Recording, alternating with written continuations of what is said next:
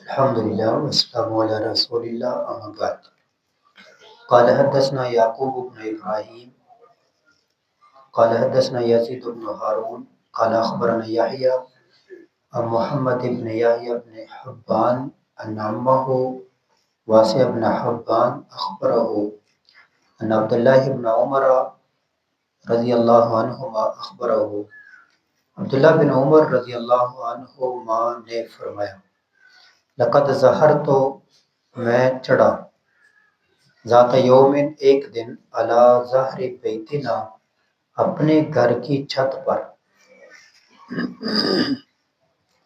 اور پچھلی روایت میں آیا تھا کہ یہ اپنی بہن حفصہ رضی اللہ عنہا کے گھر کی چھت پر چڑھے تھے۔ تو بہن کا گھر تو وہ بھائی کہہ سکتا ہے یہ ہمارا گھر ہے۔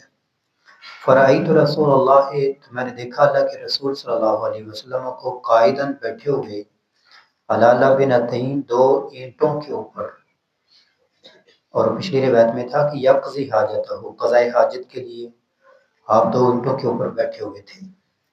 مستقبل بیت المقدس، بیت المقدس کی طرف رخ کیے ہوئے، اور پچھلی روایت میں تھا مستقبل الشام، شام کی طرف رخ کیا ہوا تھا۔ تو مدینے سے ملک شام وہ بیت المقدس اگر ملک شام کی طرف منہ کرے تو بیت المقدس کی طرف منہ اور قبلہ کی طرف پیٹھ ہو جاتی ہے۔ مستدبر القبلہ، قبلہ کی طرف پیٹھ کیے ہوئے۔ ہمارا قبلہ مغرب کی طرف ہے، مشرق اور مغرب۔ تو مدینے میں قبلہ شمال اور جنوب کی طرف ہو جائے گا، اور شام شمال کی طرف۔ تو شمال کی طرف رخ کیا ہوا، شمال کی طرف شام ہے، بیت المقدس ہے، پیٹھ ہوگی بیت اللہ کی طرف۔ تو جبکہ پیچھے ہم نے پڑھا ہے کہ بیت اللہ کی طرف نہ رخ کرنا ہے اور نہ پیٹھ کرنی ہے، اور ہم نے باب پڑھا تھا کہ اگر سامنے دیوار ہو، عمارت ہو تو پھر جائز ہے، اور اسی حدیث سے ثابت ہوا۔ یہ حدیث اسپیشل کیوں لائے ہیں؟ کیونکہ پیچھے روایت میں تھا مستقبل الشام، شام کی طرف رخ کیا ہوا، تو اس کے اندر لفظ ہے مستقبل بیت المقدس، بیت المقدس کی طرف، یعنی اس میں الفاظ صراحت کے ساتھ ہیں اور وضاحت کے ساتھ ہیں۔ یہاں پر غور کریں کہ بیت المقدس کی طرف رخ کیا ہوا ہے اور قضاء حاجت کر رہے ہیں۔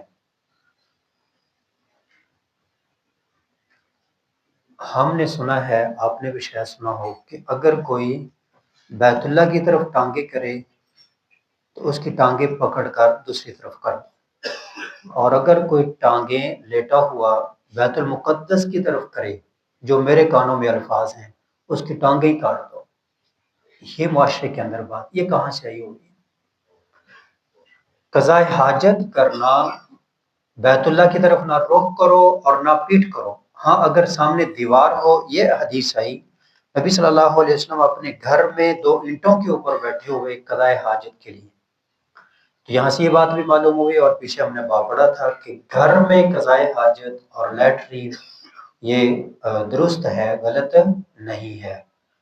اور بیت المقدس کی طرف منہ کیا ہوا اور بیت اللہ کی طرف پیٹھ کی ہوئی، تو قضاء حاجت کے وقت اگر پیٹھ ہو سکتی ہے اور بیت المقدس کی طرف رخ ہو سکتا ہے، تو ٹانگیں، اس کی کیا دلیل ہے کہ ٹانگیں نہیں ہو سکتی؟ ہاں اگر کوئی دلیل آ جائے تو سر آنکھوں پہ ہم ماننے کے لیے تیار ہیں، لیکن اپنے پاس ایسی سخت پابندیاں لگانا بالکل درست نہیں ہے۔ اللہ کریم سے دعا ہے کہ اللہ کریم ہمیں دین کو صحیح معنوں میں سمجھنے اور اس پہ عمل کرنے کی توفیق عطا فرمائے۔ السلام علیکم۔